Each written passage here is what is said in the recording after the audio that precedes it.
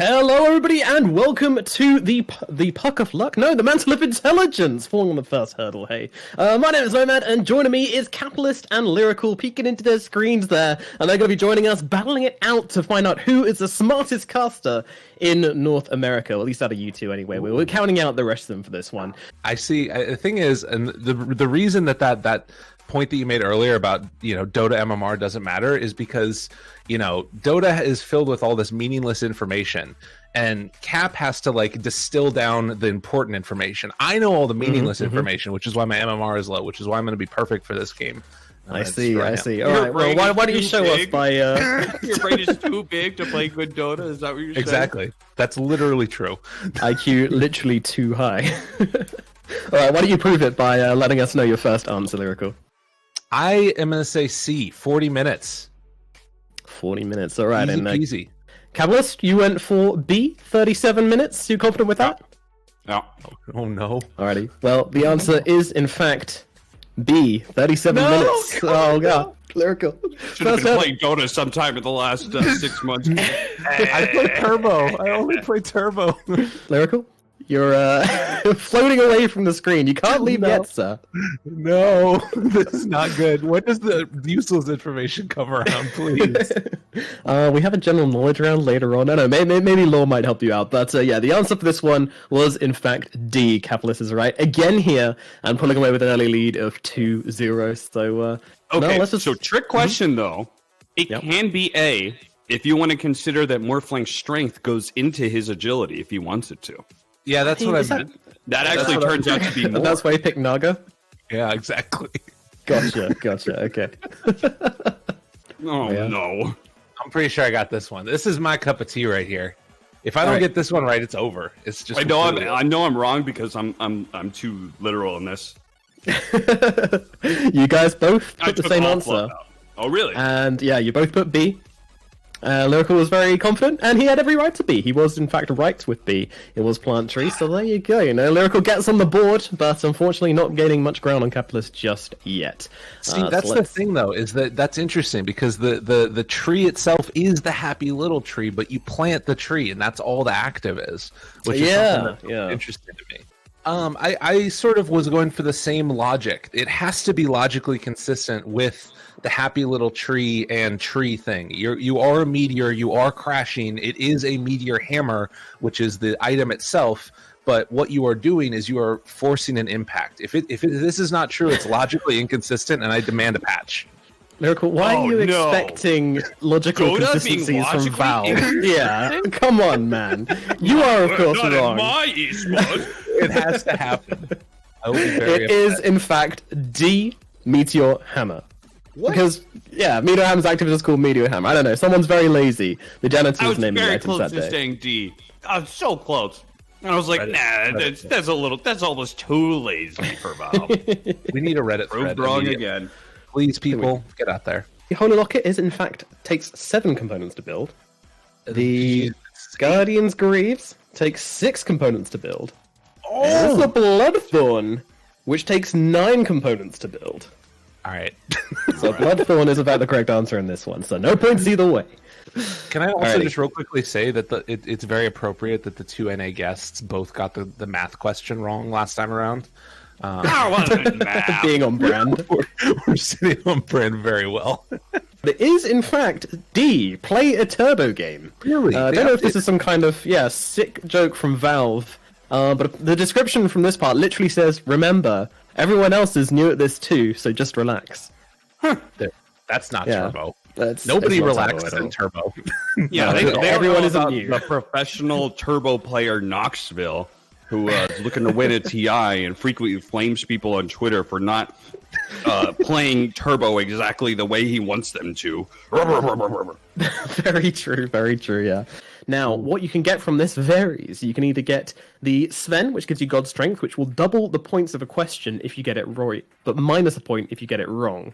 And it applies to your opponent as well, so it gives you a real chance to pull up to a 3-point lead over your opponent. Meanwhile, you can land on Avenge, get another swap, which will swap your answers with the enemy's answer. It must be used as the question comes up, but, as you answer the question. And you can swap the answers with the enemy if you really don't think you're going to know it.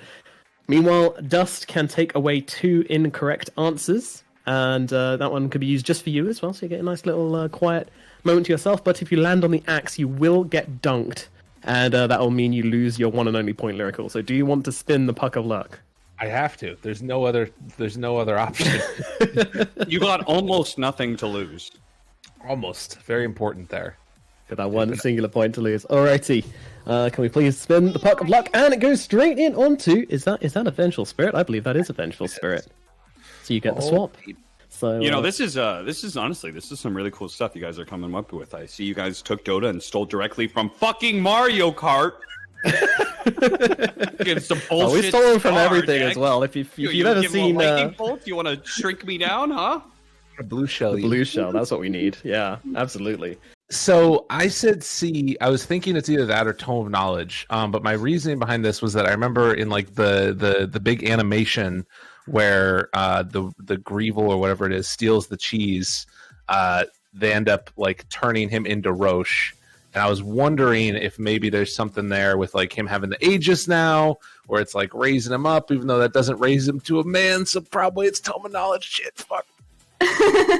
Okay, and what about you, Cap? You answered A. Why is that? It's because the saying of manners maketh a man is wrong. It's actually just intelligence. Therefore, Tome of Knowledge. And you are correct. It is I know. Tome of Knowledge. That's because I've got the knowledge. I've got the knowledge, Lyrical. That makes you the beast. It's true. The tome. Freaking offlane players stealing the tome from the supports. That's literally what just happened. I've literally never done that in my life.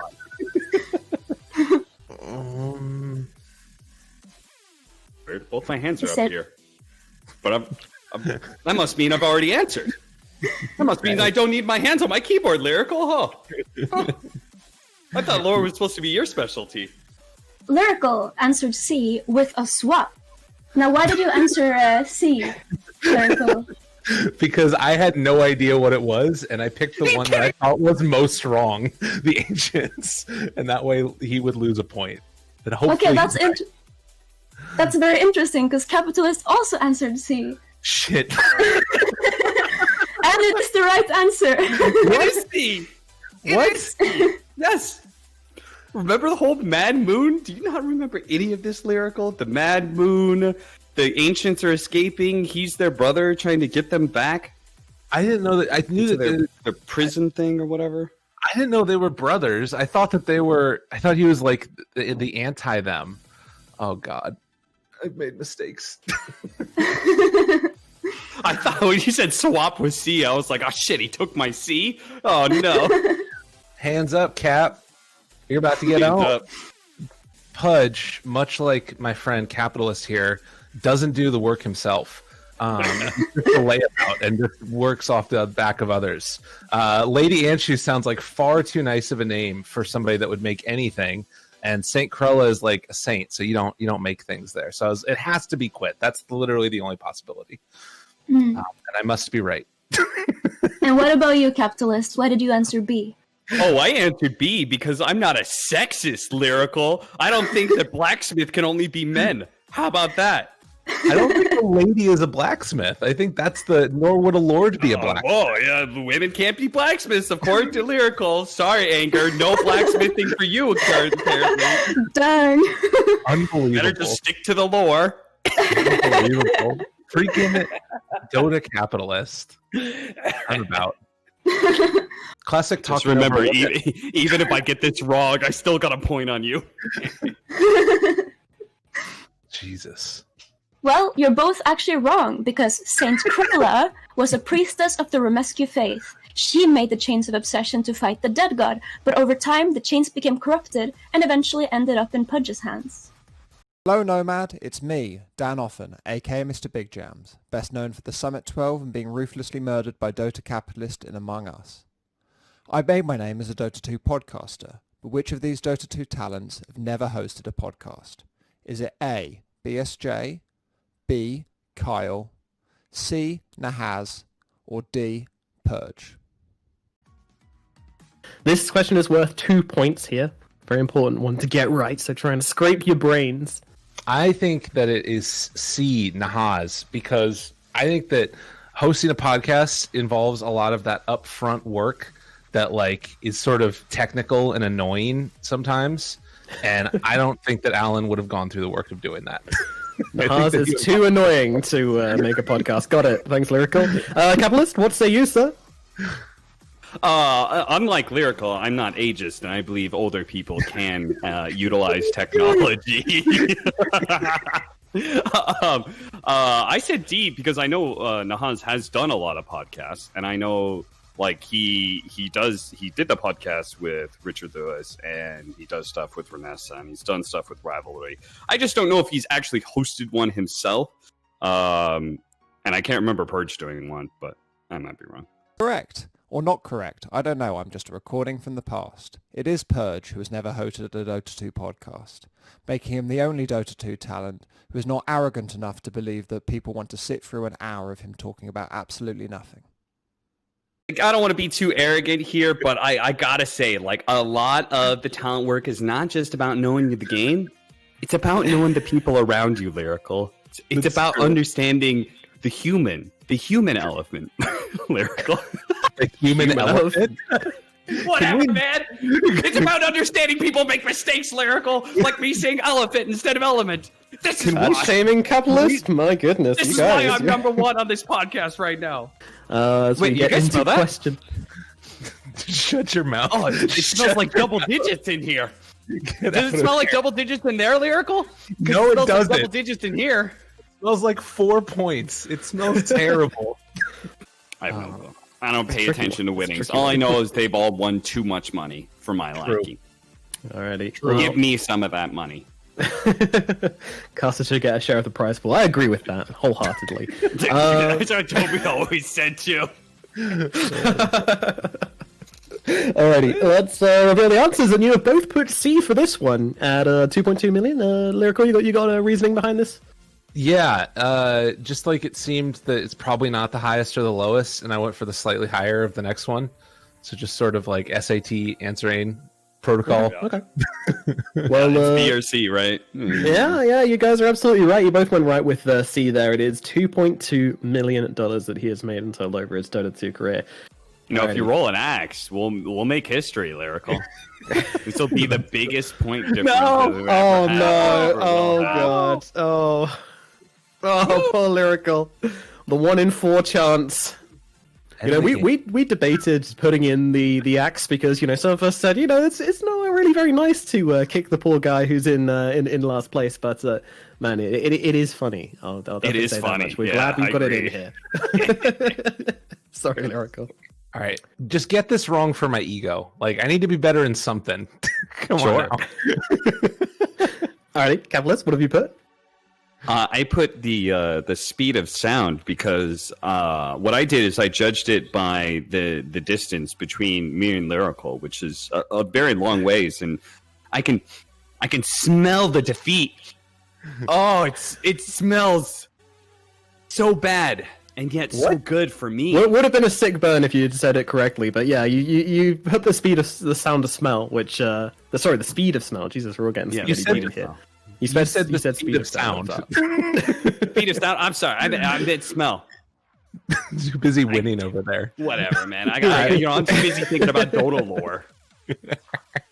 Lyrical, what have you gone for? I put the speed of light because I want to be above 4 points. And that is the correct answer.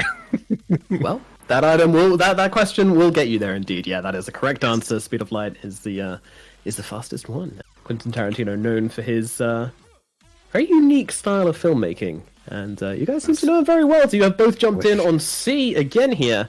Lyrical, you any ideas?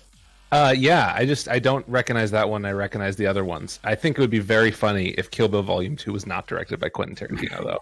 Wouldn't it? Wouldn't it? Pretty great. You know, Black Dynamite? No. Dynamite! Well, I figured it out by going back briefly through my head and thinking which movies had a sexual scene with feet. And I don't believe Black Dynamite does, so that cannot be a Quentin Tarantino film.